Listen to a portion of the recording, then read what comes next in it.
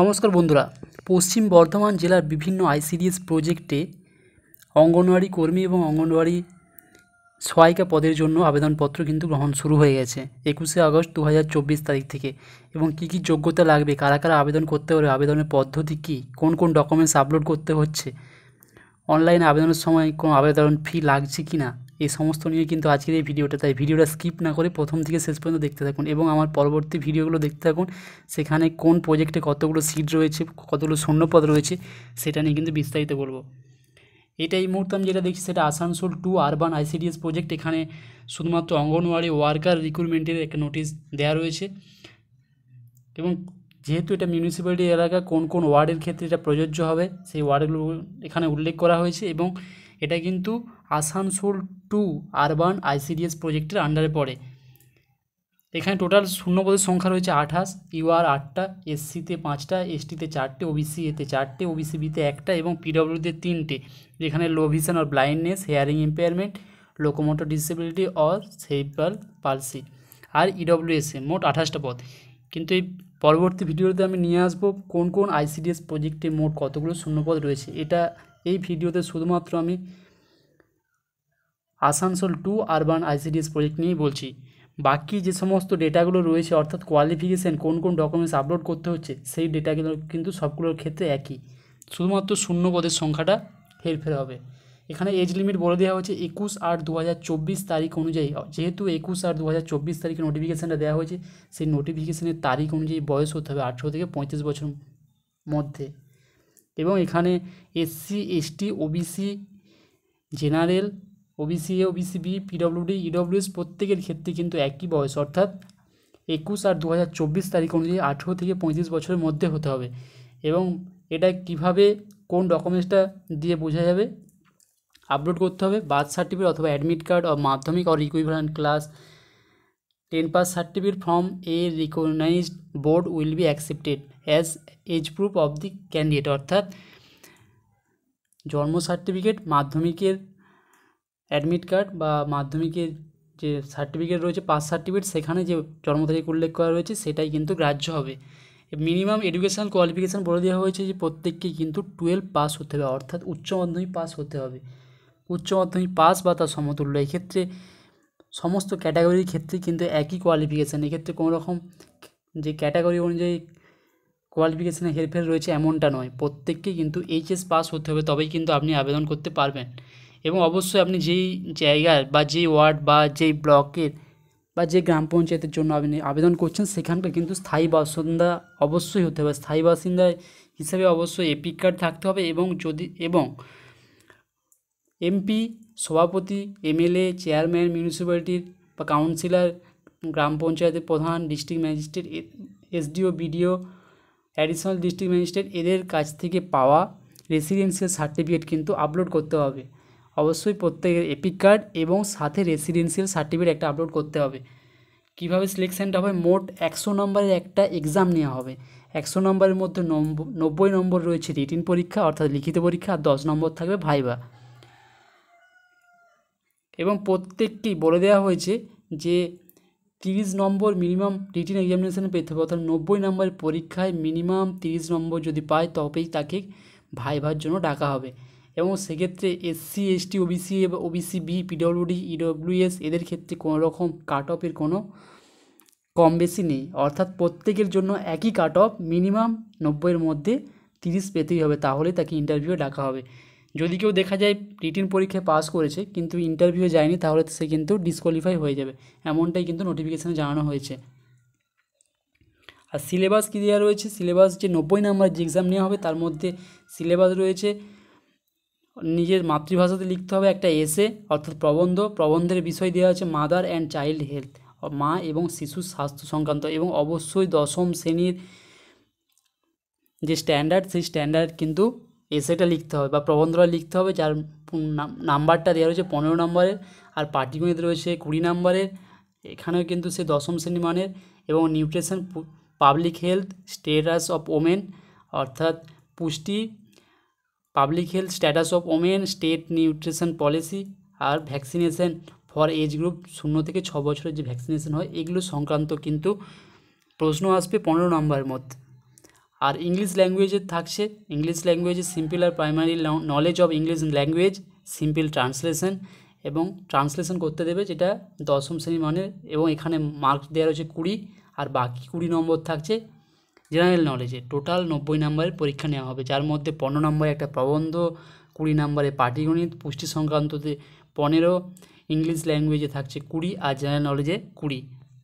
এই 90 নম্বরের মধ্যে অবশ্যই 30 নম্বর পেলে তবেই তাকে ভাইভা বসিতে ডাকা হবে, এবং যে এলাকার জন্য আপনি আবেদন করছেন সেখানে কিন্তু আপনার অ্যাপয়েন্টমেন্ট আপনি পাবেন। এবং অবশ্যই জব ট্রেনিং, যারা যারা সিলেক্ট হবেন যে সমস্ত ক্যান্ডিডেট, তাদেরকে অবশ্যই জব ট্রেনিংয়ের জন্য যেখানে স্টেট অফ ওয়েস্ট বেঙ্গলে যেখানে ট্রেনিং হয় সেখানে কিন্তু পাঠানো হবে। এজ অফ টার্মিনেশন বা রিটায়ারমেন্ট 65 বছর বয়স পর্যন্ত আপনি চাকরি করতে পারবেন। রিজার্ভেশনের ক্ষেত্রে caste certificate, disability certificate, EWS certificate যে সমস্ত অথরিটি দেয় সেই সমস্ত অথরিটিরই সার্টিফিকেট গ্রাহ্য হবে, এমনটাই কিন্তু বলা হয়েছে। আর ইডব্লিউএস এই যে কারেন্ট ইয়ারের যে ফিনান্সিয়াল ইয়ার, এই কারেন্ট ফিনান্সিয়াল ইয়ারের ইডব্লিউএস সার্টিফিকেট দাখিল করতে হবে। যদি কারো এমন দেখা যায় যে কাস্ট সার্টিফিকেট নেই কিন্তু অ্যাকনলেজমেন্ট রিসিপ্ট রয়েছে কাস্ট সার্টিফিকেট, তাহলেও কিন্তু সেটা কিছুটা কাস্ট সার্টিফিকেট হিসেবে কাজ করবে বা সেটাকে কনসিডার করা হবে না, এমনটাই জানিয়েছে। অর্থাৎ যাদের যাদের কাস্ট সার্টিফিকেট রয়েছে সেই কাস্ট সার্টিফিকেটটা দেখাতে হবে, যাদের অ্যাকনলেজমেন্ট স্লিপ রয়েছে সেই অ্যাকনলেজমেন্ট স্লিপটা কিন্তু কাস্ট সার্টিফিকেট হিসেবে গ্রাহ্য হবে না, এমনটাই কিন্তু বলে দেওয়া হয়েছে। পুরো প্রক্রিয়াটাই হবে অনলাইনে, অর্থাৎ অনলাইনে আপনাকে আবেদন করতে হবে। অনলাইন ফর্ম ফিল আপের ডেট দেওয়া রয়েছে 21/8/2024 সকাল 11টা থেকে অনলাইন ফর্ম ফিল আপ শুরু হয়ে গেছে। অনলাইন ফর্ম ফিল আপের শেষ তারিখ দেওয়া রয়েছে 18 সেপ্টেম্বর 2024 রাত 11:59 পর্যন্ত।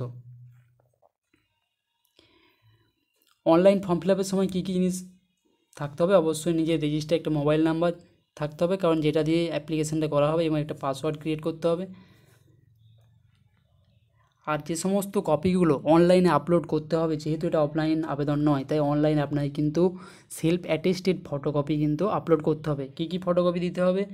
Age proof, proof of educational qualification, voter ID, residential certificate, আর যাদের ক্ষেত্রে কাস্ট সার্টিফিকেট রয়েছে অর্থাৎ SC ST OBC OBC B, এবং যারা পিডব্লিউ ক্যাটাগরির মধ্যে পড়েন এবং যারা ইডব্লিউএস ক্যাটাগরি, তাদের ক্ষেত্রে যাদের যাদের সার্টিফিকেট রয়েছে সেই সার্টিফিকেটগুলো কিন্তু সেলফ অ্যাটেস্টেড করে অনলাইন ফর্ম ফিল আপের সময় আপলোড করতে হবে। এবং এডিটের একটা ব্যাপার দেওয়া রয়েছে, লাস্ট ডেট অফ সাবমিশনের আগে কিন্তু এডিট করা যাবে। এডিট করতে গিয়ে যে জিনিসগুলো এডিট করা যাবে সেটা হচ্ছে আপনি যে ICDS প্রজেক্ট চুজ করেছেন এবং রিজার্ভেশন ক্যাটাগরি, এই দুটো জিনিস ছাড়া বাকি পুরোটা কিন্তু এডিট করা যাবে, এমনটাই কিন্তু নোটিফিকেশানে বলা হয়েছে।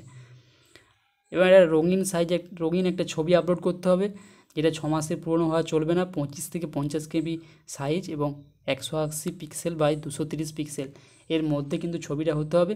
এবং ক্যান্ডিডেটকে অবশ্যই বলা হচ্ছে যে তারা সেম ছবি যেন 3 কপি নিজের কাছে রেখে দেয়, কারণ পরবর্তীকালে ওই ছবিগুলো কাজে লাগবে।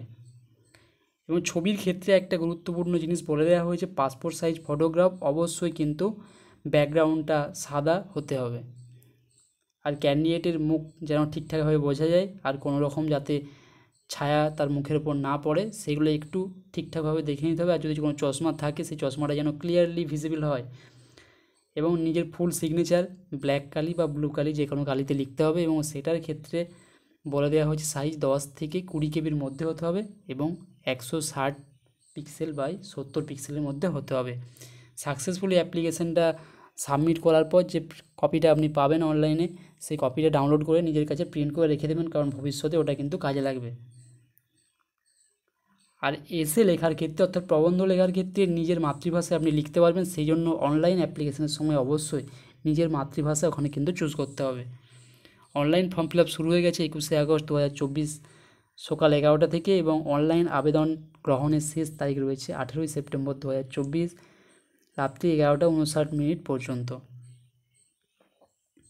এবং অ্যাডমিট কার্ড নির্দিষ্ট সময়ের আগে কিন্তু ওয়েবসাইটে দিয়ে দেওয়া হবে। আর যাদের যে সমস্ত ক্যাটাগরি যে সমস্ত ক্যান্ডিডেট পিডব্লিউ ক্যাটাগরির মধ্যে পড়ছেন এবং স্ক্রাইব প্রয়োজন রয়েছে, তাদেরকে কিন্তু অবশ্যই অ্যাপ্লিকেশান করার পর 7 দিনের মধ্যে এখানে যে একটা অ্যাপেন্ডিক্স 1 রয়েছে এনক্লোজড করা রয়েছে নোটিশের সাথে, সেটা কিন্তু সিগনেচার করে সংশ্লিষ্ট CDPO অফিসে গিয়ে জমা দিতে হবে। এবং রিটেন এক্সামিনেশনের ক্ষেত্রে অ্যাডমিট কার্ডে কিন্তু লেখা থাকবে কবে এক্সামটা হবে এবং বিভিন্ন যে ইলেকট্রনিক গ্যাজেট থাকে সেগুলো কিন্তু কোনোভাবে এক্সামিনেশন হলে অ্যালাউড নয়, এবং ক্যান্ডিডেটকে ব্লু অথবা ব্ল্যাক কালারের পেন কিন্তু পরীক্ষার সময় নিয়ে যেতে হবে।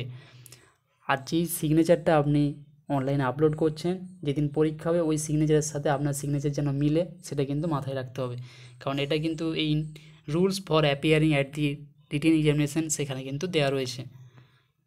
এবং চেকলিস্ট, যখন আপনি ইন্টারভিউ দিতে যাবেন সেখানে দেখে নিতে হবে যে চেকলিস্টে কোন কোন ডকুমেন্টসগুলো নিয়ে যেতে হচ্ছে আপনাকে। যে সমস্ত ডকুমেন্টসগুলো আপনি অনলাইনে আপলোড করছেন সেগুলো সমস্ত সেলফ অ্যাটেস্টেড কপি নিয়ে যাবেন, সাথে অরিজিনাল কপিও কিন্তু নিয়ে যেতে হবে, কারণ ভাইভার সময় কিন্তু ওই অরিজিনালটা দেখা হবে এবং সেলফ অ্যাটেস্টেড যে ফটোকপিটা থাকছে জেরক্স কপি সেটা কিন্তু আপনাকে জমা দিয়ে দিতে হবে, এমনটাই কিন্তু নোটিফিকেশানে জানানো হয়েছে। যারা চ্যানেলটা আমার এখনও সাবস্ক্রাইব করেননি চ্যানেলটা সাবস্ক্রাইব করে নিন, এবং পরবর্তী ভিডিওতে আমি নিয়ে আসছি কোন কোন আইসিডিএস প্রজেক্টে মোট কতগুলো শূন্যপদ রয়েছে। Thank you.